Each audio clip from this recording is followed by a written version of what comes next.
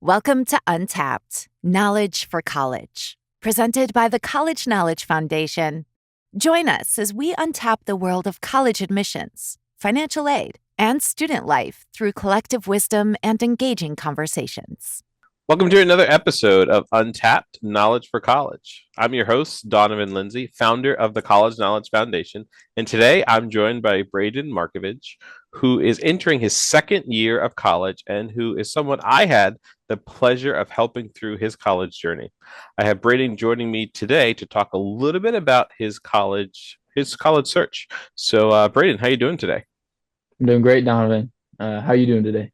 I'm doing great. I'm excited for this episode for sure. Can't tell you how much I've been waiting to chat with you a little bit about this. Yeah, thanks for having me on. Sure. So, first question I've got for you, just to start us off, to kick things off. When do you remember starting your college search? Yeah, it's a good question. I would say around the winter, early spring of my junior year of high school. Okay. Um, I really wanted to have all those applications in by the early action deadline, which is around November, um, as we'll probably later discuss.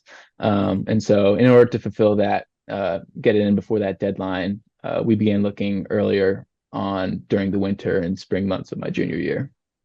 Okay. Now, follow-up question to that. Do you know by chance, were your peers also looking around that time, or do you think they were looking a little bit earlier or potentially a little bit later? Yeah, I would say the majority of my peers probably a little bit later in the spring, more in the summer. Mhm. Of course, there was some of my classmates that were, around the same time I was looking at colleges.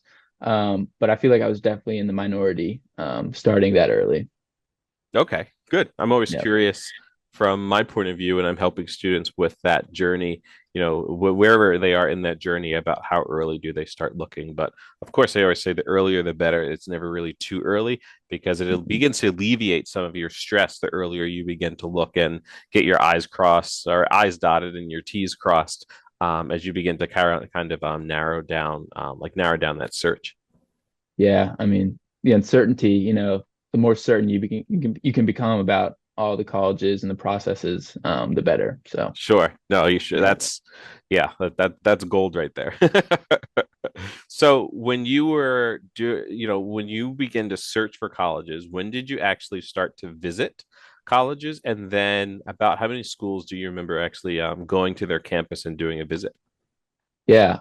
So as far as actually when we started going visits, I would say it was probably around that those early spring months, all the way up probably until August of my senior year of high school, leading into it. Um, so yeah, that's the time frame in which we went. And then as far as how many colleges we visited, it was probably around five or six, which is probably about half of the schools that I ended up applying to. Okay.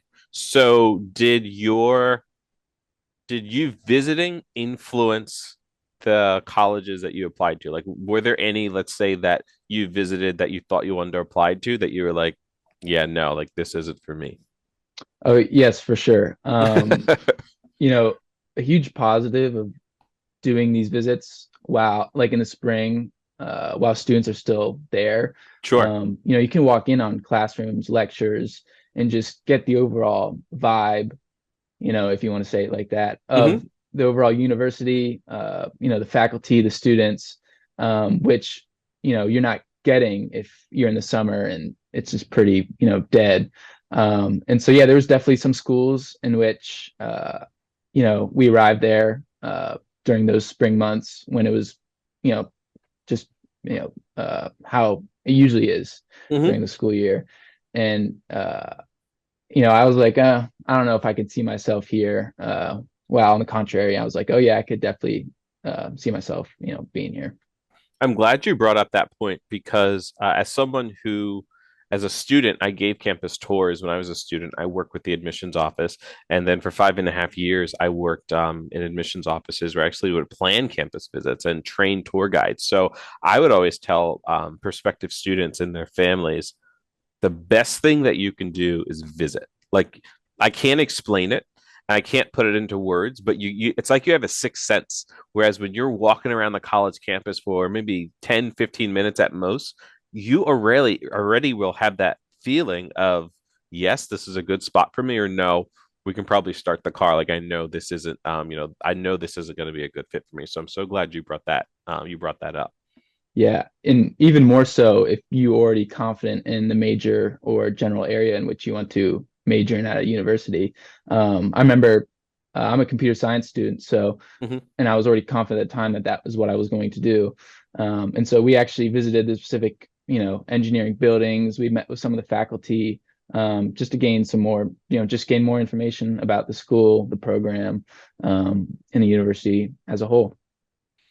And I think two very important things that you talked about is the different times of the year of visiting, because you can really get a lot of different things out of a college campus depending on the time of the year. Like summertime, I envision that to be more of the information fact finding missions of talking to people, getting those things. But when you're visiting in the fall, you're visiting in the spring when the students are actually there, because the summer they may have some summer classes, but it's not going to be packed with students. But the fall and the springtime, that's when the students are there. That's when you can really get a sense and a feel for, is this going to be the right fit for me? But as you stated too, that's when classes are going on. So one of the best things that I feel students can do, I remember as a student being able to do this, working with the admissions office, I was able to take prospective students coming for a visit into a class with me. Like there's nothing better than if you can call the admissions office and ask them, for me, I wanted to major in criminal justice. Can I sit in on a criminal justice class? And you've got like your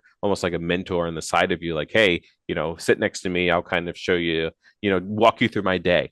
So one of those types of things I think were extremely beneficial, because like what better thing to do than actually sit in a college classroom and actually go through, as a college student, like, being a college student for a day. So there are some schools that offer that. There, not every school does, but that's definitely something I would say for students to take advantage of, is that if that's an option, because that's it. You're going to be in classes. You want to see how it actually is going to be.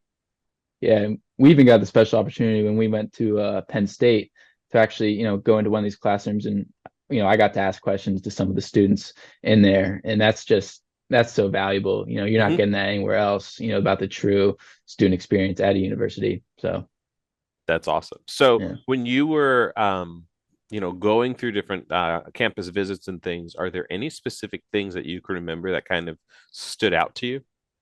Yeah, apart from what we talked about previously with just overall vibe and the environment of the university, like I said, the specific buildings that are going to be related to your major, the places where you'll be. Um, there's obviously those, and then I would just say like the freshman dorms, Hmm. and maybe the dining halls. You really don't have an opinion on those unless you go and visit them and see them in person, Sure. and you can't really have this opinion on it without going, and visiting allows you to go visit these areas and see for yourself and see, is it enjoyable, can I see myself here? So Yeah, I mean, for both of those, you'll be spending a lot of time there. yep. So definitely nice to get that crossed off the list. Can you see yourself living here? But also, can you see yourself eating here? Hmm. I always tell students, if it's at least one level above high school food, then like you're improving.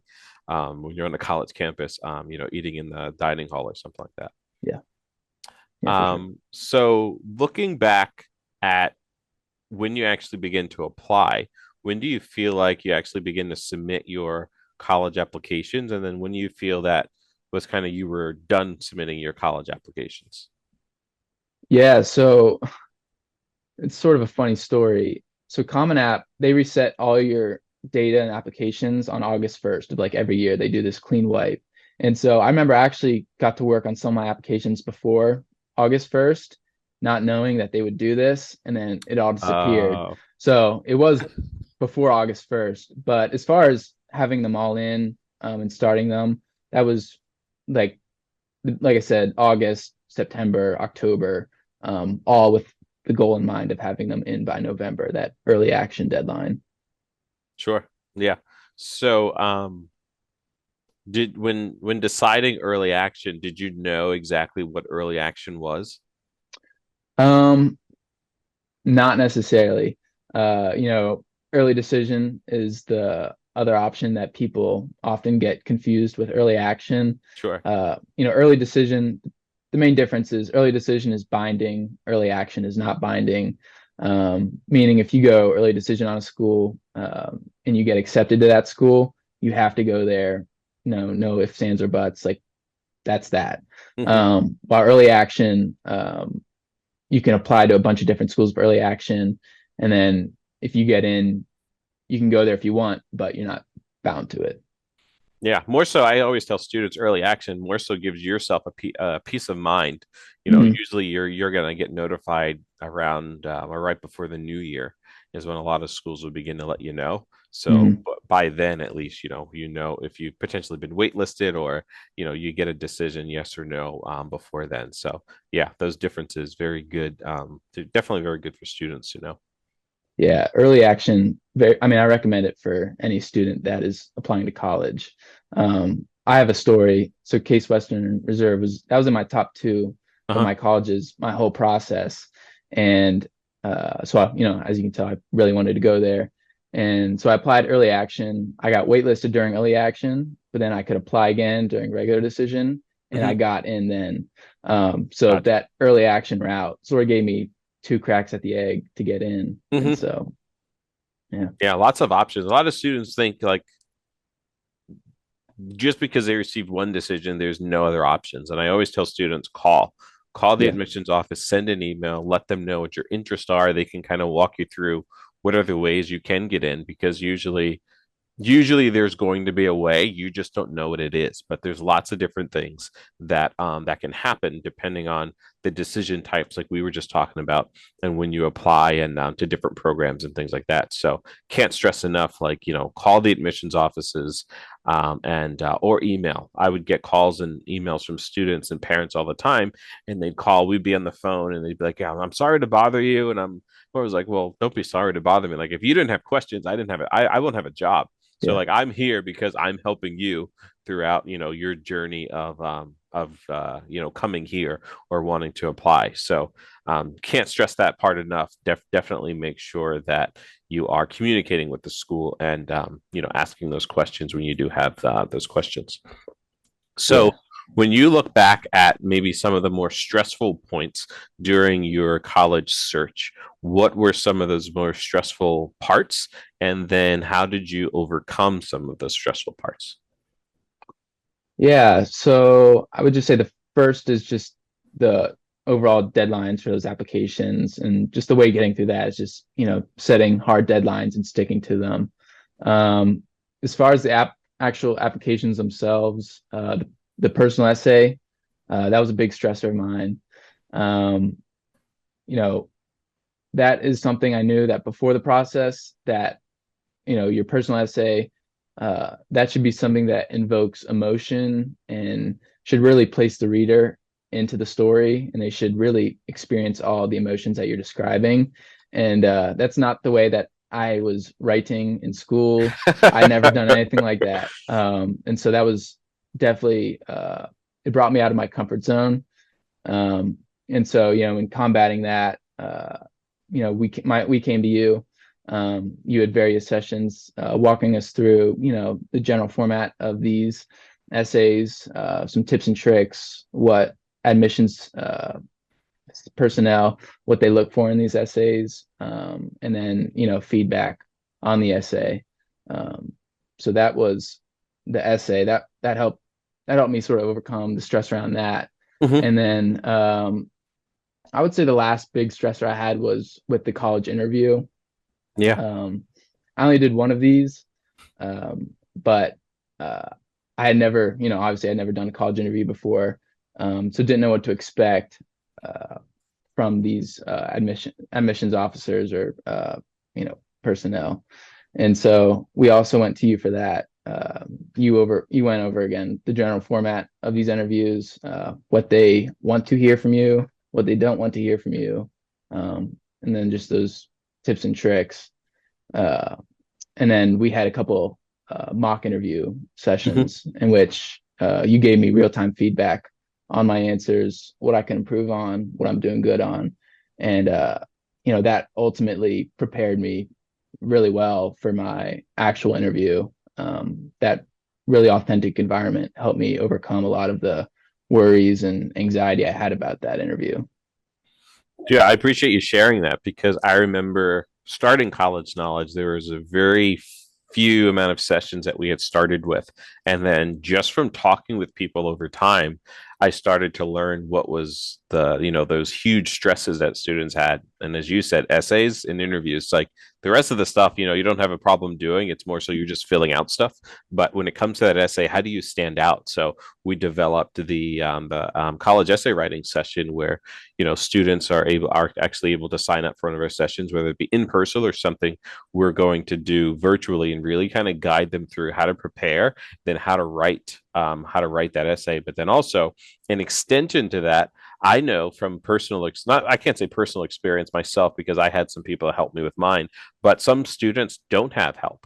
They don't have anyone that they can go to. So one of the services that we begin to offer was essay review, where a student would submit their essay to us and we would kind of give them feedback, not write it for them, but really just give some feedback as to here's how to improve it, here's what you're looking for. But exactly what you said, you want someone to be able to feel themselves in your essay.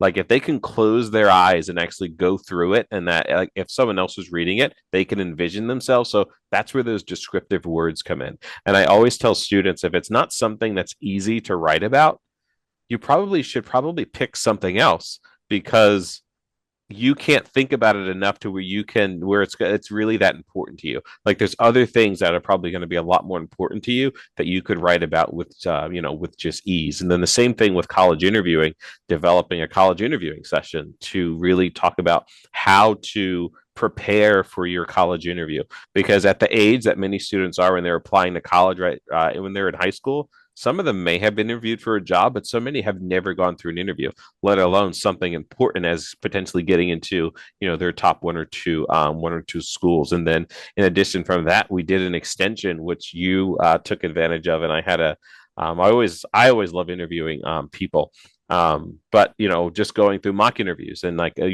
what we do with that is I look up the school, and I come up with just some normal interview questions, kind of the top, I'd say like the top, or like the frequently asked questions list, basically. But then I begin to tailor a lot of those to the schools that the students are applying to. And I definitely felt as we were going through the interviews, as you and I were going through the mock interviews, that you really begin to pick up on things, because the time that the first question or two, when you answer the question that time versus the last question or two, like your answers were already beginning to develop. And for me, starting a business like college knowledge, that's what you want. You want them to be able to learn throughout that process, but also very quickly pick up on, because you have no idea. There's an infinite amount of interview questions that someone can ask you. But I remember the feedback that you had given after the fact, like that, that was one of the most stressful parts of what you were worried about. And then being able to kind of overcome that and like pretty much ace the interview, that's always something that's cool. So I didn't have to do a college interview. I probably would have been freaking out myself, because at that time in my life, I hadn't gone through an interview at all. Like, I hadn't had a job yet. My first job was after I graduated my senior year in high school. I was a Mm. lifeguard at like a community pool, which I knew the lady who was a supervisor. I knew her son. I knew her whole family. So I was just like, come to the pool, check it out, and you're hired, which was nice. But I didn't have to actually do my first interview until I was in college. So definitely glad that you took advantage of that service and it helped you out. Yeah, I mean, yeah, with those interviews, that feedback, overall, it just makes you a lot more comfortable in that environment, which, I Hmm. mean, that's half the interview. Hmm. Being able to, confidently speak with someone and, share your thoughts. Yeah, and then going back to that essay, that the topic part that you mentioned, Hmm. um, that's huge. That might be the biggest part of the whole personal essay process. Picking a topic that you can provide an authentic profile of not only yourself as a student but yourself as a person. Yeah. That's something, having the best topic that you can pick is that'll help you out a lot through that process. I love that you use the word authentic because you can tell when you're reading, when I can tell when I'm reading a student's essay whether or not there's authenticity here. I can tell when I'm interviewing someone if they're trying to appeal to me what they think I Hmm. want to hear, or if they're being authentic. So can't stress the authenticity piece during your college during that college application process because we can tell we're not being authentic. We can tell when it's when it's not real. Yeah, for sure. So when choosing, what do you remember about choosing a school? What do you remember about kind of narrowing down, here's, the making your list shorter and shorter, and then Mhm. actually choosing a school? What are some of the things that you remember thinking about, and what advice would you give to students making that decision over the next year or so? What advice would you give to them? Yeah, so some of the things that were on the top of my thinking as it came down to my list was the overall cost of what your education, how much is it's going to cost. That's a huge part of the equation. Second was just how, this is for me, how close it was to my home. Sure. I wanted something that wouldn't be too far away from my house, which I ended up, Penn State's like an hour and a half, so that worked out great. But my sister, she wanted the complete opposite. She wanted to be on the Yeah. other side of the country. So definitely that location piece is definitely another big one. Um, in regards, if you have your intended major at that point, which you should, the rank of that intended major, what students within that major say of it, think of it, Hmm. um, and then if you know any alumni or you're able to reach out to any alumni of that school or of that program, getting their feedback on, you Sure. know, is this a place that, I should choose as for my next 4 years or, even longer. So yeah, that's probably just the main points I had when, deliberating between colleges. I appreciate that feedback. So looking kind of back when you begin your college search, if you were to talk with a high school junior right now, at the Yeah. same time you were beginning your college search, what advice would you give to that person beginning their college search? Yeah. First, do as much early action as you can, for each school, as we talked about. It just gives you a variety of just advantages that you wouldn't have otherwise. Um, Another is, make sure that you're the one pursuing this stuff, that your heart's into it, not just, and it's not just, family or friends, whoever's surrounding you. Make sure that this is something, this is where you're going to be. This is what you're paying for. So you want to make sure it's something that the college and the major, something that you're interested in. Um, those are the two main things. I guess demonstrated interest was something I didn't know about Sure. prior to applying to colleges, which is basically these rankings are online, but different colleges value your engagement with them on different weights in the application process. Hmm. So, maybe taking an interview at a college that has a high level of demonstrated interest that they take into account, that can greatly affect your chance to get into that college. So yeah, just looking up those demonstrated interest uh, rankings and acting on those. Yeah, there's something that students can use. I've suggested a lot. I actually didn't know about this till a couple years ago, but if you go to, like, let's say Google, and you type in the school's name and then you type in a common data set. So the common data set comes up and for each of the different schools, and it basically will come up as a PDF or an Excel file where you can look up how schools rank what they look for. So what's very important to them, what's important, what's considered, what's not considered. And that's something that a lot of people really don't know that some universities consider. But on something like the common data set, you'd be able to see that among a bunch of other things that the school's looking for. But demonstrated interest is important, very important for some schools. And forms of that being simply scheduling a college visit. Depending on, let's say I applied to the same school you did, but you visited and I didn't. Maybe they're going to go with you because they're like, well, you actually took the time to come visit us, or it's, calling, emailing, taking that interview, those types of things. Like all of those little touch points could make a difference in some colleges, their admissions decision. So that's definitely huge to something huge to really consider. Yeah. So last question that I have for you. What's different than you would have expected going into college your first year? So you look back at your first semester, what was something that kind of surprised you that you may not have thought about when you were, beginning to apply to colleges, or, even the summer before, thinking like, all right, I got this, but then you get there and you're like, all right, this is a little different than what I thought. Yeah. I can give you something on the social side and on the Mm-hmm. academic side. Sure. The social side, you can tell who's had to hold responsibilities in the past and I just know be you're talking responsible about. of things, because you have a lot more free time than you think in college. And so making sure that you're intentional in the time where you put it, Mm-hmm. that's huge. And then academically, it's pretty much all like willpower. Like if you want something bad enough, if you want to succeed enough, like you can do it. There's a lot more resources made available to you in college to succeed rather than in high school, in my opinion. Mm-hmm. Um, and utilizing those and really just putting in the work can really set you apart from, your peers.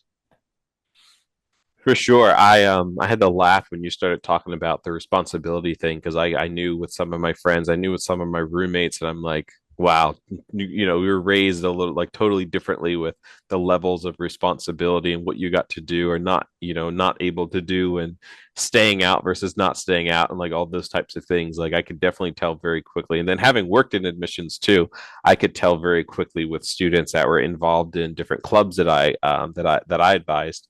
I could tell very quickly, what things were like at home and how much responsibility they had. And, you see the same person coming in late all the time, or all of a sudden you get this notification that, they're not going to classes or things like that. It's like, it's so much of what you make of it. You may be in the classroom for maybe 7 hours in high school in a day.